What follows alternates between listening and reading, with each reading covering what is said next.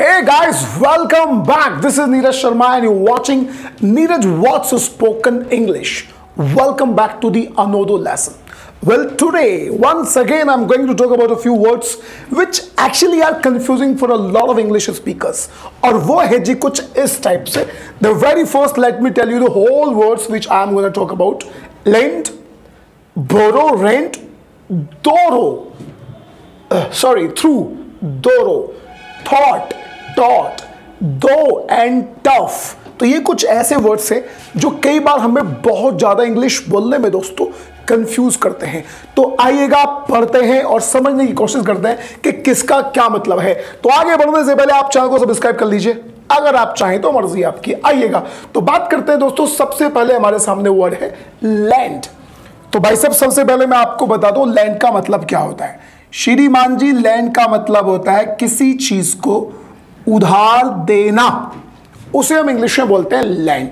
अब जैसे हमने एक एग्जांपल लिया, ही लेंट मी 500, उसने मुझे 500 रुपए उधार दिए. यानी अगर आप किसी को उधार देते हैं तो वो बंदा आपसे उस वाले सामान को ले लेता है. अगर आप किसी से उधार लेते हैं तो वो थोड़ा अलग होता है, उसे लैंड नहीं बोलते. तो लैंड का मतलब होता है कि किसी को आप किसी चीज को उधार दे रहे हैं, तब आप इंग्लिश में बोलते हैं लैंड. मैं आपको 500 रुपए उधार दूंगा. I will lend you 500 rupees. अगला एग्जाम्पल है they will not lend me their car. वो मुझे अपनी कार उधार नहीं देंगे. They will not lend me their car. Alright, so lend means किसी को किसी चीज को उधार देना, ना कि किसी से उधार लेना. लेकिन अगर बात करें कि उधार लेना, तब दोस्तों हमारे सामने दूसरा वर्ड बना है और वो है जी बोरो. BORROW. उधार लेना. उधार लेने में यानी बोरो में चीज आपको मिलती है, स्पीकर को चीज मिलती है. जैसे हमने बोला आई बोरोड 1000 रुपीज. मैंने 500 रुपए उधार लिए थे फ्रॉम माई फ्रेंड, अपने दोस्त से. भाई साहब मैं पैसे उधार नहीं ले सकता. I can not borrow the money. अरे यार मैं एक डीवीडी उधार लेना चाहता हूं तो I want to borrow a DVD. उधार दे दो.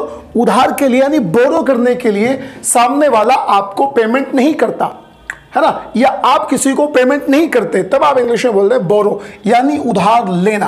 अगला वर्ड है जी रेंट. रेंट का मतलब क्या होता है. रेंट का मतलब होता है किसी को किसी चीज को किराए पे या तो देना और या फिर किराए पे लेना. दोनों को ही आप इंग्लिश में बोलते हैं रेंट.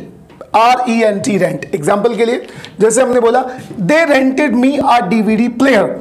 उन्होंने मुझे एक डीवीडी प्लेयर उधार दिया था. They rented me a DVD player. और अगला सेंटेंस है I wanted to rent a house in the city. I wanted to rent a house in the city. यानी मैं शहर में एक घर किराए पर लेना चाहता था. तो रेंट के दोनों मतलब है किराए पे लेना या फिर किसी को किसी चीज को किराए पर दे देना. उसे आप इंग्लिश में बोलते हैं रेंट. चलो मैं आपको डीवीडी रेंट पर दे दूंगा. I will rent you a DVD. किराए पर दूंगा, उसका पैसा आपको मुझे देना पड़ेगा. आगे बढ़े जी हमारे सामने दोरो. इसका जो प्रोनाउंसिएशन होगा वो होगा दोस्तों दोरो. दोरो. दोरो का मतलब होता है पूरा. लेकिन इसी के जैसा बिल्कुल एक वर्ड बना है थ्रू. THROUGH. थ्रू का मतलब होता है आर पार. अगर कोई चीज आर पार जा रही है तो वहां आपको थ्रू लगाना पड़ेगा. तो दोरो का मतलब पूरा. जैसे आपने बोला कि जी मुझे पूरा चेकअप चाहिए. आई need a thorough checkup. I need a thorough checkup. और दूसरा हम एग्जांपल लेते हैं थ्रू का. तो आपने बोला the train will pass through the tunnel. जो ट्रेन है वो टनल में को होके निकलेगी, यानी टनल के आर पार जाएगी. The train will pass through the tunnel. तो थ्रू का मतलब आर पार और दोरो का मतलब पूरा. स्पेलिंग में अंतर है. THROUGH, THOROUGH. ऑलराइट. थॉट और आगे है टॉट. सबसे पहले मैं आपको बता दूं थॉट होती है सेकंड फॉर्म, वो भी थिंक की. और थिंक का मतलब होता है किसी चीज को सोचना. और टॉट होती है दोस्तों सेकंड फॉर्म टीच की.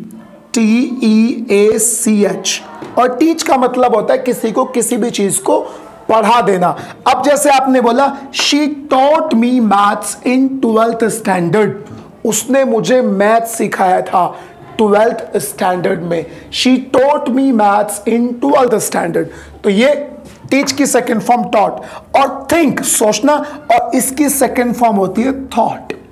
अब जैसे आपने बोला I thought he is a great man, भाई मैंने सोचा या मुझे लगा कि वो एक महान आदमी है।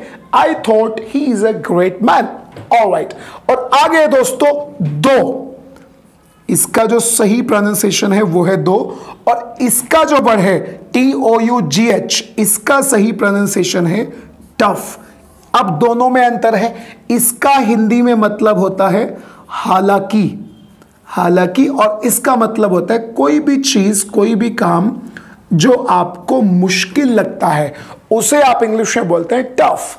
जैसे अब आपने बोला, इसी से इसका एग्जांपल लेते हैं पहले, I think maths is really a tough subject for me.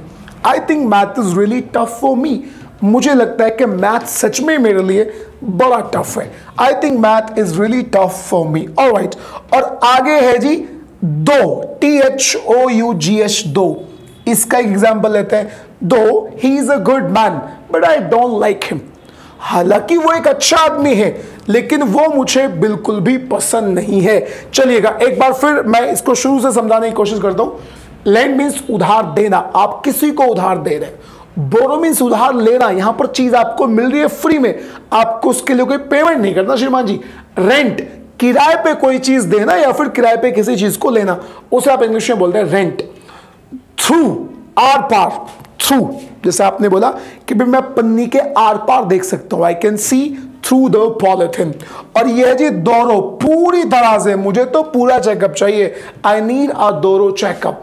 Think की second form thought, THOUGHT, TAUGHT, teach की सेकेंड फॉर्म, पढ़ाना टीच होता है, सेकेंड फॉर्म टॉट होती है। दो यानी हालांकि, हालांकि वो एक अच्छा लड़का है लेकिन मुझे पसंद नहीं है। दो he is a good man but I don't like him. और टफ, किसी मुश्किल चीज को कहते हैं, अरे यार I think math is really a tough subject, मुझे लगता है कि मैथ सच में बड़ा मुश्किल सब्जेक्ट है। तो दोस्तों ये सारी चीजें हमने आज इस वाली क्लास में पढ़ी, और सबसे इंपॉर्टेंट बात है that you have to include all these things in your daily life conversation. If you forget it, I mean if you do not practice it, you will definitely forget all these things. So आज की video में बस इतना ही, मिलते हैं अगली video में। Till then bye bye and take care.